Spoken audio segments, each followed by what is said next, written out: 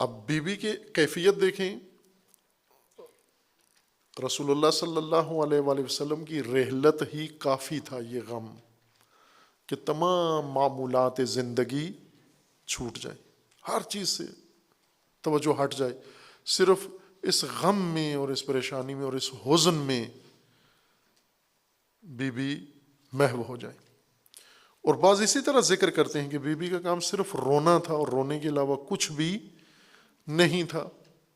بعض ایسے ہی ذکر کرتے ہیں کہ کسی چیز کی طرف توجہ نہیں تھی، نہ بچوں کی طرف توجہ تھی، نہ مولا امیر المومنین کی طرف توجہ تھی، نہ پڑوسیوں کی طرف توجہ تھی، نہ صرف بابا کے فراق میں روئے جا رہی تھی۔ یہ تو عام شخصیت، عام انسان ایسے ہوتا ہے کہ ایک ہی موضوع اس کو مغلوب کر دے۔ بی بی پر رسول اللہ کی رحلت کا جتنا اثر ہوا وہ کوئی قابل توصیف نہیں ہے۔ خود بی بی نے اس کو بتا دیا کہ وہ اتنا تھا عظیم، پہاڑ جیسے ٹوٹ پڑے ہوں۔ صبت علیہ مصائب، وہ بہت اثرات گہرے تھے، لیکن اس مصیبتوں کے پہاڑ کے نیچے بی بی دب نہیں گئی تھیں، چھپ نہیں گئی تھیں، محو نہیں ہو گئی تھیں۔ اپنی شخصیت، اپنی حیثیت، اپنا مقام، اپنا فریضہ، وہ سارا اپنی جگہ قائم تھا۔ وہ حوصلہ، وہ ہمت، وہ موضوع، جس موضوع کو اہمیت دینی ہے اس کو دینی ہے اہمیت۔ اور یہ خطبہ دلیل ہے۔ اب آپ توجہ کریں کس قدر مضبوط اعصاب ہیں ایک خاتون کے، جس پر مصیبتوں کے پہاڑ ٹوٹ پڑے ہیں، جس کے بابا کی رحلت ہو گئی ہے، وہ ہستی کہ رسول اللہ نے فرمایا تھا کہ فاطمہ بضعۃ منی، یہ میرا ٹکڑا ہے، میرے جان کا ٹکڑا ہے، ایک دوسرے کے بغیر رہ نہیں سکتے، وہ والد دنیا سے چلے گئے۔ اب یہی کافی تھا، یہ بہت بڑا پہاڑ ہے، یہ خود ایک بہت بڑا پہاڑ ہے مصیبت کا۔ دوسرا، شوہر آپ کے جن کو رسول اللہ صلی اللہ علیہ وآلہ وسلم نے اپنا جانشین، مولا لوگوں کے سامنے مقرر کیا۔ اب یہ تو سب پورے عالم اسلام کی متفقہ حدیث ہے۔ رسول اللہ نے فرمایا من کنت مولا ہو فہذا علی مولا ہو۔ یہ فرقہ وارانہ بات نہیں ہے، یوں نہیں ہے کہ کسی فرقے کی بات ہے، یہ تو رسول اللہ کی بات ہے اور تمام فرقے اس کو مانتے ہیں۔ کوئی مسلمان فرقہ ایسا نہیں ہے جو اس کا انکار کر سکے اور کرتا ہو، سب کی کتابوں میں موجود ہے اور معتبر کتابوں میں موجود ہے کہ رسول اللہ نے فرمایا ہے من کنت مولا ہو فہذا علی مولا ہو۔ خوب یہ مولا، یہ ولی رسول اللہ کے بعد یہ محروم ہو گیا، وہ جو منصب ان کا تھا وہ نہیں دیا گیا۔ ابھی آج کی خاتون کے شوہر کو چھٹی نہ ملے تو وہ کیا حالت، اسپتال جا پہنچتی ہے، بلڈ پریشر اس کا کہاں جا پہنچتا ہے۔ اب جناب سیدہ کے شوہر کے ساتھ کیا ہوا، کیا کیفیت تھی، اور اس کیفیت کا علی علیہ السلام پر کتنا گہرا اثر تھا۔ بی بی خود فرماتی ہیں امیر المومنین جب باہر جاتے مدینہ سے گلیوں میں کسی کام سے واپس گھر آتے اور امیر المومنین کا مغموم چہرہ دیکھتی بی بی، وہ کرب محسوس کر لیتی چہرے سے اور فرماتی کہ یا ابا الحسن آپ بہت مغموم لگتے ہیں، پریشان لگتے ہیں۔ اور بی بی نے فرمایا کہ میں نے سنا ہے کہ لوگ آپ کو سلام نہیں کہتے، آپ جب بازار جائیں، سلام ایک عمومی ادب ہے، انسان مخالف ہو نہ ہو جب جائے تو سلام لینا دینا مسلمان کا ایک فریضہ ہے، اخلاق ہے، ادب ہے۔ اور بی بی فرماتی ہیں کہ میں نے سنا ہے کہ لوگ آپ کو سلام نہیں کہتے۔ امیر المومنین نے جواب دیا کہ کاش اتنا ہی ہوتا کہ مجھے سلام نہ کرتے، میں سلام کہتا ہوں جواب نہیں دیتے۔ خوب آپ توجہ کریں، یہ اگر کیفیت خاتون کے گھر میں ہو۔ ایک لقب بی بی کا ہے جو رسول اللہ صلی اللہ علیہ وآلہ وسلم نے عطا فرمایا ہے، اور اہل سنت کے ہاں یہ لقب بہت اہمیت رکھتا ہے۔ شیعہ اس کو کم استعمال کرتے ہیں، اہل سنت اس کو زیادہ استعمال کرتے ہیں۔ خاتون جنت، اہل سنت اس کو بہت اہمیت دیتے ہیں، خاتون جنت۔ خاتون جنت. خاتون جنت کیسے بنی ہے؟ خاتون جنت یوں نہیں کہ دنیا میں خاتون نہیں ہے، سرداری نہیں ہے. خاتون بہت بڑا عنوان ہے.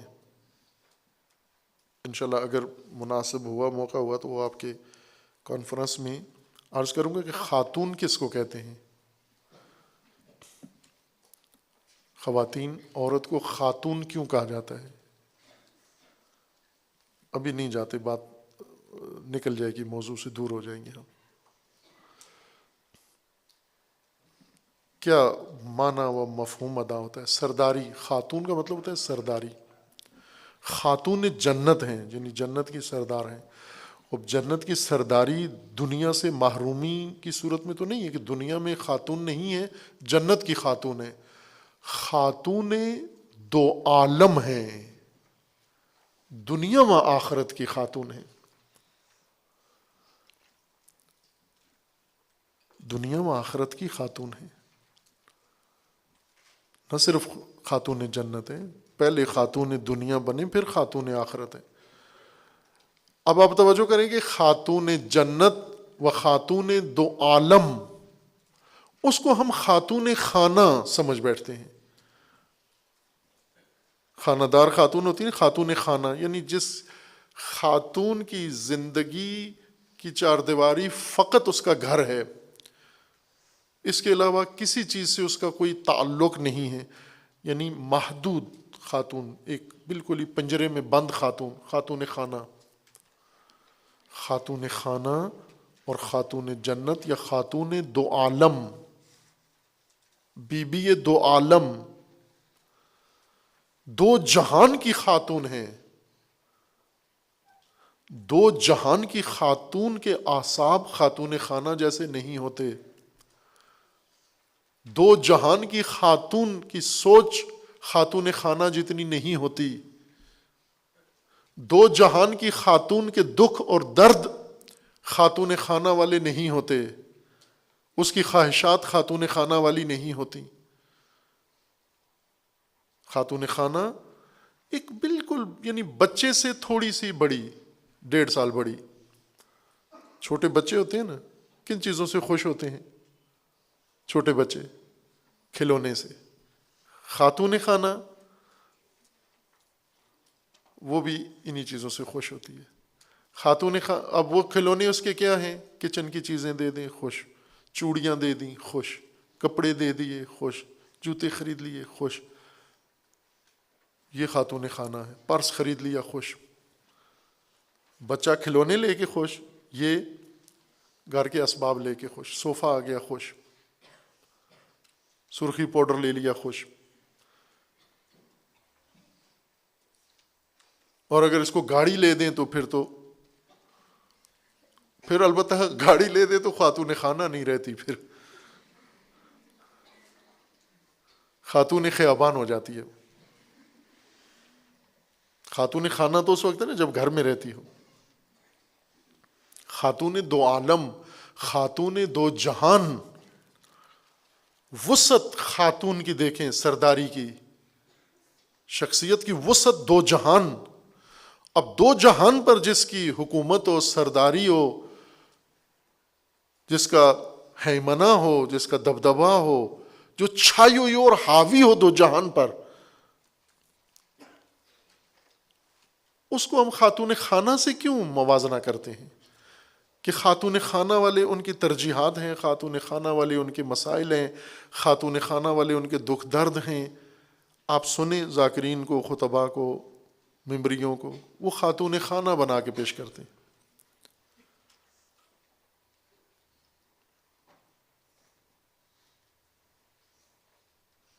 جو بی بی کی زندگی تھی، اس زندگی میں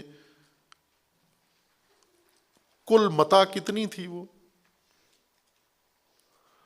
آج آپ ایک طالبہ جب آتی ہیں یہاں مدرسے میں پڑھنے کے لیے، جو سامان ساتھ لے کر آتی ہیں، ہاسٹل کا سامان، سارا گھر کا نہیں، ہاسٹل کا سامان، کپڑے، جوتے اور ضرورت کی چیزیں لے کر آتی ہیں. کتنے بیگ ہوتے ہیں ایک کے پاس، ایک اسٹوڈنٹ کے پاس؟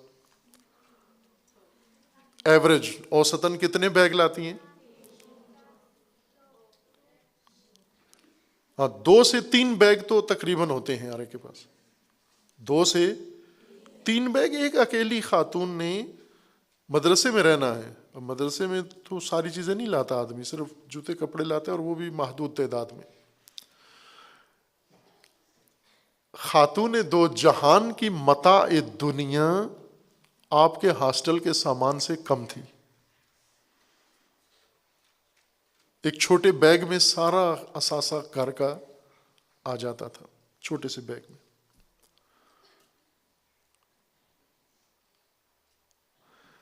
بستر، یہ تاریخ میں جو لکھا ہوا ہے، اب شاعر جو بی بی کی شادی کراتے ہیں، اس شادی میں کیا اہتمام ہوا، کیا سیرے آئے، گہنے کہاں سے آئے، اور ملائکہ نے کیا کیا انگوٹھیاں چوڑیاں، اور وہ خیالی جو باتیں کرتے ہیں، اس میں وریاں کیا تھیں، ویلیں کیا تھیں، اور وہ ہے نا شاعری قوالیاں بھی بن چکی ہیں۔ نبیوں نے وہاں کیا سروسز دیں، توہین کرتے ہیں انبیاء کی۔ یہ بہت سارے لوگ جاہل غافل ہیں، اہل بیت کی شان بیان کرتے ہوئے نبیوں کی توہین کر جاتے ہیں انبیاء کی۔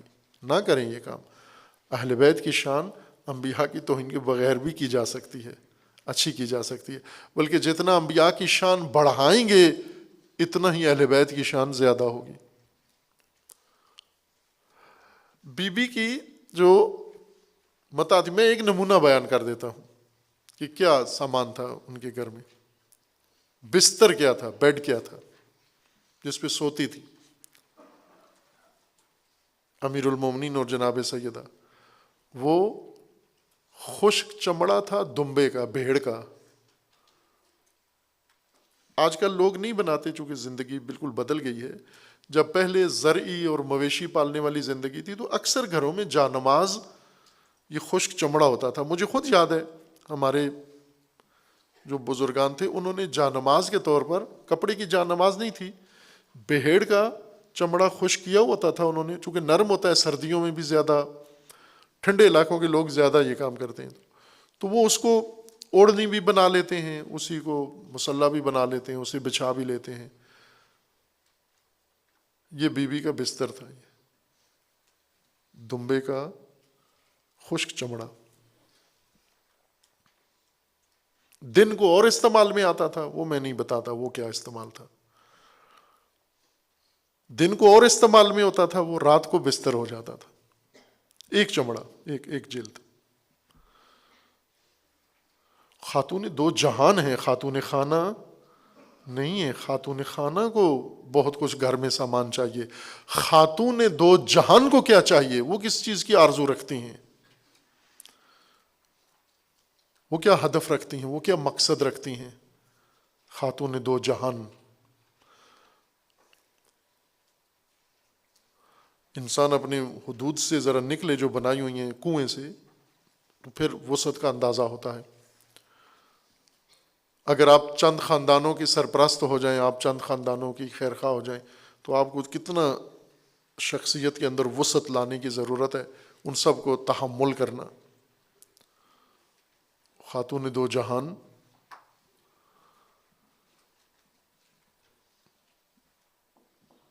مشکلات میں ہیں، سخت کرب میں ہیں، بابا کی رحلت ہو گئی ہے، شوہر حق سے محروم ہو گئے ہیں،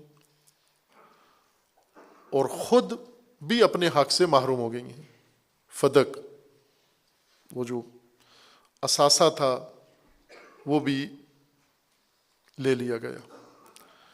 اب یہ تین بیک وقت یہ تین مصیبتیں آئی ہیں، نہ کہ ان میں وقفہ آیا ہے طولانی، ایسا نہیں ہوا۔